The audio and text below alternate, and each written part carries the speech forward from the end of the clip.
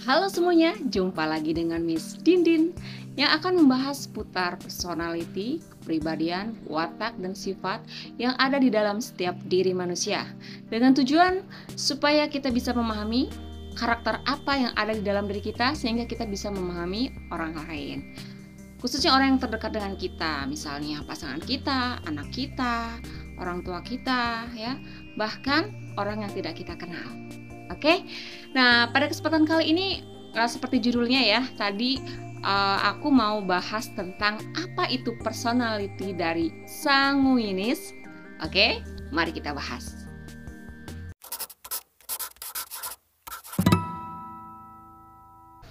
Oke, kita akan bahas apa itu sanguinis ya.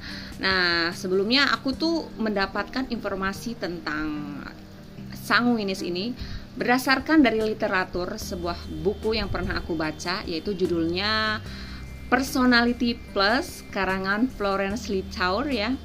Buku ini tuh buku bestseller dunia ya. Jadi kalian bisa dapatkan buku ini di toko buku mana aja ya, pasti ada. Nah, di buku itu dijelaskan bahwa setiap manusia yang lahir ke dunia ini itu tuh memiliki 4 karakter dasar ya, yang itu genetik ya, itu berdasarkan dari keturunan dari kedua orang tua kita ya. Apa aja itu? Ada koleris, sanguinis yang akan kita bahas sekarang ya, melankolis, dan phlegmatis. Nah, dari keempat kepribadian itu tuh ada satu yang dominan. Jadi setiap manusia itu nggak sama yang dominannya ya. Ada yang dominannya yang sanguinis, maka dia disebut seorang yang sanguinis.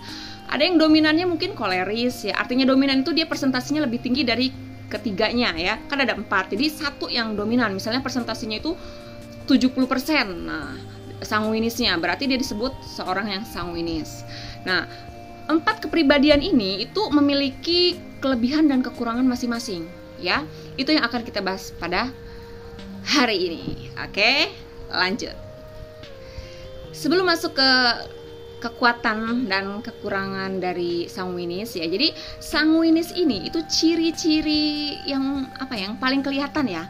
Itu tuh orangnya itu sangat ceria, ramah ya, gembira gitu ya. Jadi kalau kalian misalnya nih ketemu orang di jalan, tiba-tiba ngajak ngobrol, dari mana mbak, atau lagi ngapain di sini, mau kemana, rumahnya di mana, itu tiba-tiba aja gitu ketemu orang yang seperti itu dan ngomong itu sambil senyum, itu ciri-ciri yang langsung kelihatan, oh orang ini sanguinis nih, karena memang hasratnya dia gembira, ceria gitu. Itu ciri-ciri yang uniknya ya, yang langsung kita bisa tebak ya gitu.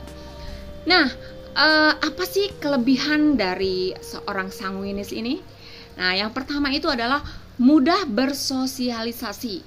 Nah ya, jadi mudah bersosialisasi ini artinya tuh dia tuh mau gabung di komunitas mana aja tuh masuk gitu ya. Misalnya contohnya kalian punya anak gitu di sekolah yang ikut semua organisasi, diikutin, kayak OSIS diikutin, pramuka gitu kan ya. Tapi ya memang dia suka gitu loh, dan dia itu nyaman gitu loh. Jadi nggak ada kakunya, jadi masuk ke komunitas mana aja itu dia bisa gitu, karena dia memiliki kemampuan bersosialisasi yang baik ya. Pasti temannya juga banyak ya. Yang selanjutnya apa? Kreatif. Nah, kreatif ini artinya banyak ide. Contohnya misalnya nih, misalnya kayak di stasiun televisi ya, itu kan suka ada tim kreatif ya. Itu biasanya orang-orang sanguinis tuh. Karena kan kalau tim kreatif itu kan yang memiliki ide ya, yang harus ide apa nih hari ini programnya, ide apa. Jadi kalau orang sanguinis tuh idenya tuh mengalir aja, ada terus, gampang banget ya kalau cari-cari ide gitu ya. Oke, yang selanjutnya itu ceria. Nah tadi ya seperti yang udah disinggung di awal ya, ceria, kayak nggak punya beban gitu hidupnya. Kalau ngomong tuh sambil tersenyum ya, bahagia deh kalau deket orang sanguinis ya. Ketularan bahagia. Terus yang selanjutnya itu humoris. Nah, kenapa orang-orang sanguinis ini itu tuh bisa jadi komedian? Karena memang dia humoris, lucu gitu. Kalau ngomong itu lucu, ada aja banyolannya gitu. Jadi kita tuh kalau kumpul ya, ketemu orang sanguinis itu tuh aduh, pasti seru gitu ya, karena lucu-lucu. Oke. Yang selanjutnya Optimis, ya, optimis ini gini, misalnya seorang sanguinis dikasih challenge nih ya oleh atasannya, itu pasti gini orangnya, oh pasti gue bisa, nah gitu, oh gue pasti bisa nih gitu, karena memang orangnya optimis. Karena ada sih yang dikasih challenge, aduh gue bisa nggak ya gitu. Kalau orang sanguinis tuh beda, biasanya dia langsung, gue pasti bisa nih gitu, gimana caranya gue pasti bisa. Nah orangnya optimis ya, dan semangat.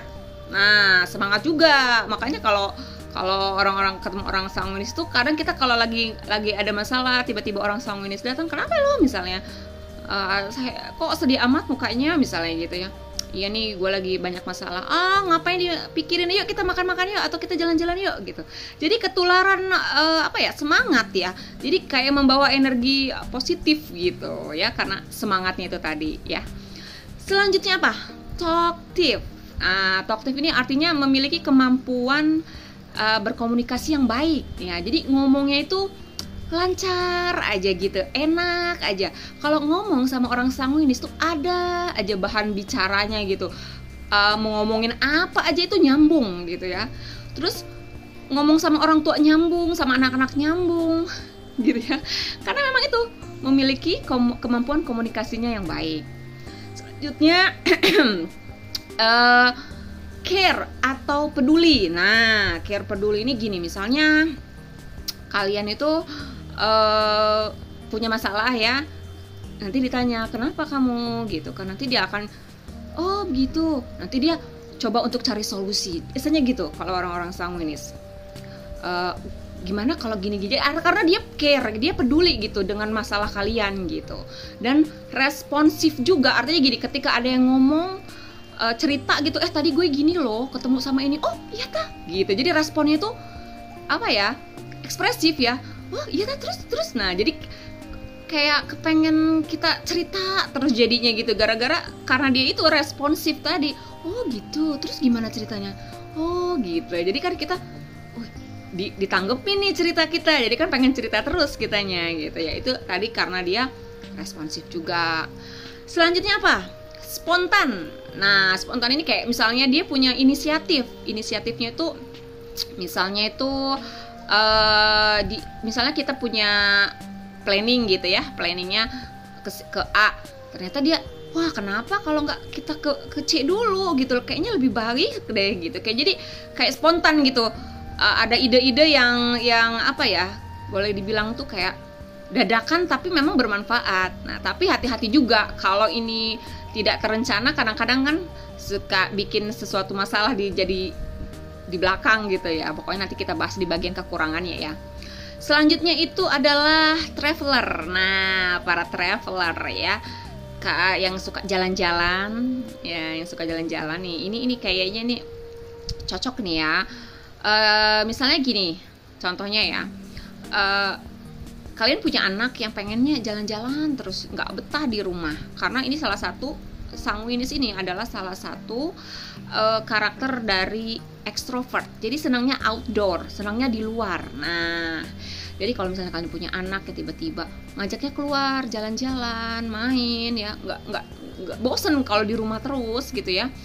Nah itu bisa jadi dia memang anak yang sanguinis gitu ya. Kalau kalian punya pasangan juga, yuk kita jalan-jalan yuk, kesini yuk, inisiatif terus pengen keluar gitu ya.